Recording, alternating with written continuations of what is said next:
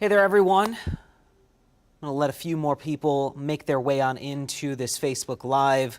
We are talking about another severe weather potential as we get into our Friday. Now, the possibility is not as high as what we had for our Tuesday, but still the opportunity at seeing some of those strong to severe storms in that warm, humid air mass that we've been dealing with all week long. Now, it will get hotter tomorrow. We'll get well into the 80s. And because of those hotter temperatures and an approaching cold front, we are likely going to see several areas of showers and storms. It's just a matter of if we get hot enough to see severe weather come into play. Now, we do have an upgraded risk of severe weather compared to what we talked about yesterday. Yesterday was mainly just that marginal risk, level 1 out of 5. Now we see that update of a slight risk of severe weather, level 2 out of 5. That's going to be for a few communities, not everyone in that heightened risk, but we are talking about at least that higher threat of damaging winds coming back to the table. We do have a lower risk of tornadoes and large hail. As we were mentioning, that slight risk has been issued for mainly our eastern counties, which I'll show you here in just a moment. But this is the system that is going to bring us our severe weather chance as we jump into the afternoon and evening on Friday. Timing looks to be from about 2 p.m. to 10 p.m., but it could be a little bit later, a little bit earlier. We are going to watch just to see how the storms evolve that are out to our west. A lot of the models have those falling apart as they make their way on in, which would lead to that higher end threat of severe weather. But if we see the storms that are out into Wisconsin, Minnesota, Iowa, if those continue with their strength and they bring a lot of cold air, a lot of rain and cloud cover, that's going to keep our temperatures in check, and that would lead to a lower end severe weather risk. So that is the system we are watching very closely right now, and why we have that question mark when it comes to the instability on our Friday. That's the juice or the overall support for some of those thunderstorms to grow and turn severe. It's pretty much kind of like batteries for those storms. If we have a fully charged battery, when it comes to the higher end instability, those storms are going to go and become severe quickly and at least continue on for the several hours after that. But because we have the question mark, we are going to watch those clouds and also the rain showers that progress on in during the morning and how much of an effect it has on our temperatures. We've got the moisture, we've got the lift with the cold front, and we have the wind shear in the atmosphere, which will allow for those storms to become a little bit more organized. Now, where we're likely going to see that meeting up of the hottest conditions, so getting into the mid to upper 80s, along with the cold front and also that higher instability and moisture, that's going to be with our slight risk, that level 2 out of 5 scattered risk, however you want to spin it. We do have that higher end severe weather risk compared to yesterday, where it was more that marginal isolated chance. And that is going to be from just outside of the city of Midland. That includes Bay City, Auburn, which had some pretty significant winds on our Tuesday, Saginaw, DeCaro, Bad Axe, Sandusky, Lapeer, Flint, and also Owasso. Everyone in that slight risk or the yellow shading, that is going to be our highest threat for tomorrow, and where those storms will likely become more so strong to even marginally severe quickly. We'll just have to wait and see how much of that heat is able to build on in to give us that risk as we get into tomorrow. Now, what I want to do is I want to make sure that you guys can hear me on Facebook. For the cold front, that's when we have to... And if you do have any questions, comments, concerns about your city, your community, I am looking also at our Facebook comments. Jennifer, I'll start with you. What are the chances for Midland and Hemlock? So the chances are a little bit lower in Midland and Hemlock than points off to your east, but you still have that marginal risk. I would say you're going to be earlier on in that time frame, so closer to about that 2, 3 o'clock. But if we see less of those storms earlier on, you would maybe get into that more heightened risk. But as of right now, Midland, Hemlock looks to be in a smaller chance, not zero, but a smaller chance compared to those off to your east and to your south. For tonight, we'll get down to 65.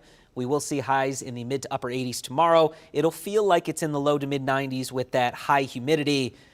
Not as bad as it was on Tuesday, but still very uncomfortable out there as we get well into the 80s, well above average for this time of the year. And then we trend down into the upper 70s, low 80s for our Saturday. We'll see some clouds in the morning, and then we'll jump into some sunshine for the afternoon and evening. Going to be a very nice Labor Day weekend, which I'll show you that travel forecast, which includes Friday, Saturday, and Sunday. Monday is actually looking very fall-like. We'll see a lot more 60s than 70s and 80s. There are those showers and storms over Lake Michigan at 7 a.m. They are rolling into places like Ludington and Muskegon on Lake Michigan. Those are expected to fall apart somewhat. Now, it's not going to be a for sure that all of us will stay dry, but it will scatter out. We will see less of that chance the further south that you go, and that's why there's that higher end risk of seeing those hotter temperatures as you get towards Saginaw, Flint, and into the Thumb, because we are going to have a longer time period to warm things back up after this first round. But we're also going to have to watch the timing of these showers and storms. If they move in a little bit later, let's say the early afternoon, then that would lead to a lesser risk, a lesser chance to a lesser extent of those showers and storms that could continue to develop as we get into the afternoon. I'm going to step towards about 2 p.m., and this is when we're going to watch and see how much sunshine is popping out through the clouds, how much of that rainfall is still in the area, because this is when we're likely going to start to see a few of those showers and storms developing along the cold front. You can see those storms quickly growing in intensity from Bad Axe down through Flint and Owasso. We have that line of showers and storms jumping into 5 o'clock. You can see they get way more intense as they approach Lake Huron, and then they are swinging their way off into Canada by about 8 p.m. But some models are a little bit delayed with the cold front, a little bit later, so that's why we have that 2 to 10 time frame, so that we're covering all our bases. We don't want to let you guys down when it comes to the overall timing, because if it is a little bit later and you're thinking, well, it's after 8 o'clock, they said that these storms were not going to be an issue at that point. We want to make sure that we have all of our bases covered, so 2 to 10 p.m. is when we should be on high alert for these showers and storms. Now, those will clear the area, as we mentioned, into our Friday evening, and Saturday is looking very, very nice. Tracy, what are the chances for Flint? I would say it's about a 50-50 shot right now for the city of Flint. We're going to have to watch and see how much of those showers and storms cool us off in the morning and how much we recover in the afternoon before that cold front eases in from the west.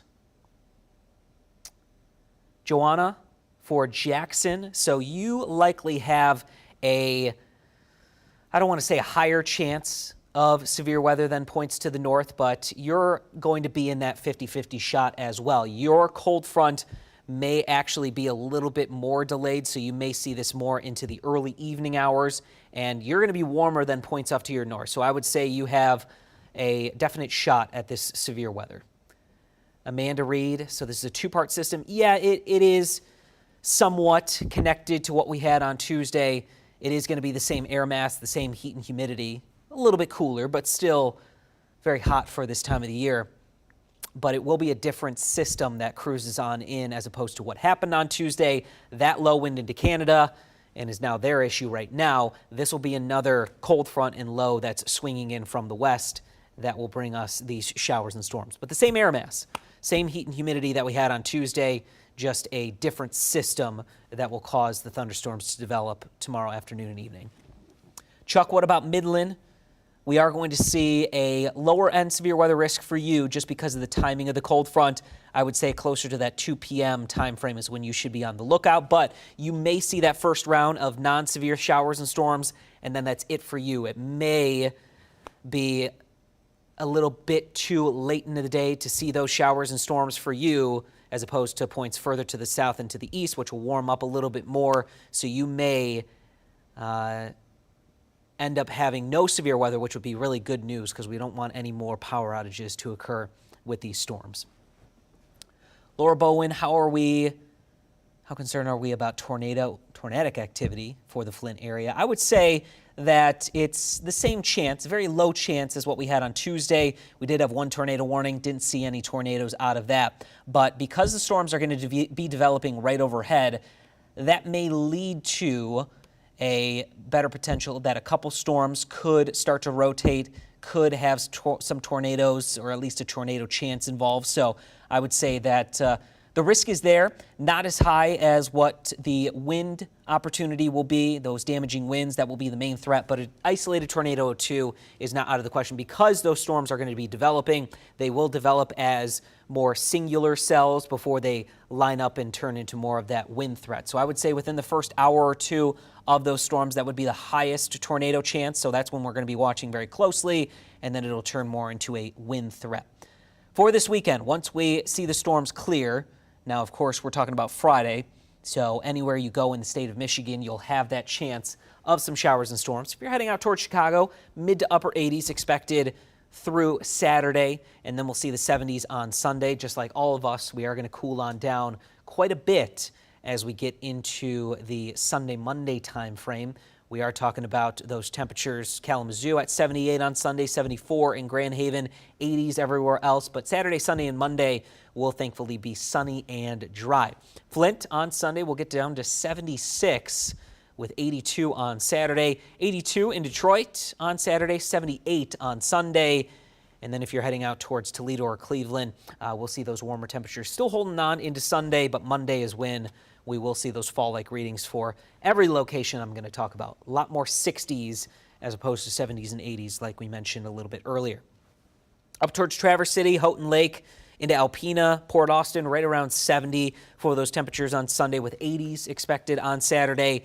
And then into the Upper Peninsula, we're going to be in the 60s on Sunday with some upper 70s, low 80s for our Saturday. Mackinac Island looking a lot more comfortable as you look towards Saturday if that's where you're heading, as opposed to Sunday and Monday. Monday is definitely going to be a chilly one across the area compared to what we have been experiencing the last several days. We'll feel very fall-like as we get towards Sunday, Monday into Tuesday, but then back to summer for Wednesday into Thursday like you see on this 7-day forecast. I'm going to take a look at those comments. Susan, Bay City, so you have a higher chance than Midland because you'll still be an hour removed from any of the activity that they see. But it's going to be that late afternoon, early evening time frame that you could see the storms. So between more so, that 2 to 10 time frame, but I would say probably earlier on in that 2 to 10 p.m., probably closer to about 2 to 6 for you with those storms. You have that wind threat, of course, but an isolated tornado, some hail could happen with those storms initially, those first couple hours that we are going to watch for.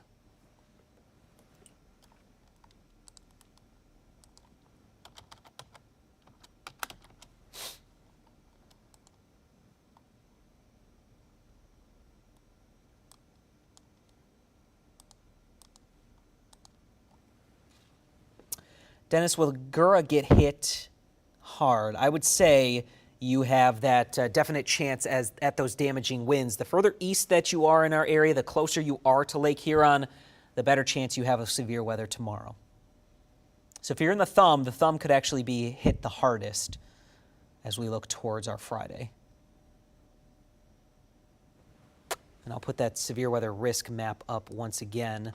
If you are involved or included in that slight risk, that yellow shade from Bay City, Saginaw, Flint, and points east, that's where the highest threat is. But again, there are still some question marks like we had on Tuesday. We had question marks about where the storms were going to develop, when they would move on through. The models had a horrible showing with what they were able to be consistent with when it came to the storms developing and where it was going to go, if they were going to fall apart, how much heat and humidity was going to be in the area. So it was more of a nowcast than a forecast when it came to Tuesday, but we're glad that we were able to get those warnings and watches out as quickly as they were issued. Now, I know we can't do anything about power outages and damage, but I was glad to hear that there weren't any injuries or deaths involved with the severe storms that came through on Tuesday. Tammy for Frankenmuth, just like we mentioned with Gura, we are going to see the wind threat be the biggest issue for you, and it'll be late afternoon, early evening that we'll watch out for those storms. Kirk, same thing in Lapeer. I would say more in the early evening is when you'll see the storms, and you have a higher threat than any of the cities to your east. So I would say into especially Tuscola, Huron, Sanilac, and Lapeer counties. That's where our highest threat is. And the further west that you go, the lower threat will be involved of these severe storms.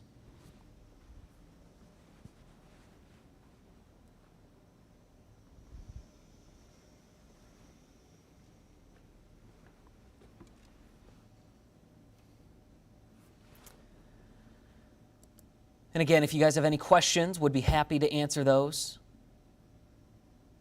You can leave them in the comments, and I'll make sure that I'll let you know what could happen in your city or your community. And of course, when any of the severe weather is developing, we will be on Facebook Live. And of course, if we get some of those more significant winds, like we saw with the 70-mile-per-hour gusts that were possible coming out of the storms with those severe thunderstorm warnings like we saw on Tuesday, we'll jump in on NBC 25 and also on Fox 66. Mike, for the tornado potential, if there is anything lacking, it would be that instability. It would be how hot we're able to get. And also the wind shear to an extent. We're going to have to watch and see what direction the winds are coming out of at the surface. If they are more out of the east or the southeast, that would give us a greater tornado threat. But if they're more out of the south or the southwest, that would reduce our tornado chances because you don't have as much of a spin from the surface up into the clouds that you would need for that tornado potential, and you would need for some of those storms to start rotating. So wind shear is on the lower end, which is why we don't have the greatest risk of tornadoes, but we also have to watch out for how hot it's able to get tomorrow.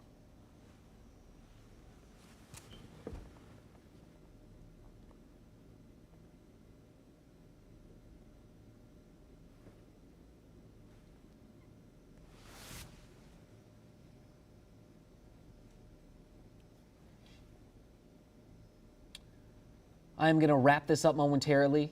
If you guys have no more questions about your community, wanted to make sure we got the information out to you guys so that you could be better prepared for the storms tomorrow. I apologize that we're having another severe weather threat when there are still people without power, and I know a lot of us are still cleaning up after the storms on Tuesday. We're hoping to keep it to a minimum with how much damage that these storms are able to do. Now, we do have a storm ready alert day. That is just because I think a lot of us are on high alert with any storm potential after what happened on Tuesday. So we wanted to make sure everyone was well informed about what the potential was tomorrow. And, you know, if we end up not seeing the severe weather like we're currently forecasting, that'd be a win in my book. Even though the forecast wasn't necessarily what we had planned, it's always better to be seeing those storms underachieve rather than overachieve. So we're keeping our fingers crossed that, hey, on these days, I would be happy to be wrong that we did not see as high of a severe weather risk, because we don't want any more power outages, any more damage done to the trees, power lines, and even homes that we saw with Tuesday's storms. So we're hoping for the best, but we will keep you informed if it does get a little bit worse out there. All right, everyone, that's going to do it for me in this Facebook Live. We will be back on Fox at 10 o'clock and NBC at 11. So we'll have the latest and greatest then, and we'll likely see you again on Facebook tomorrow if the storms do bring us any warnings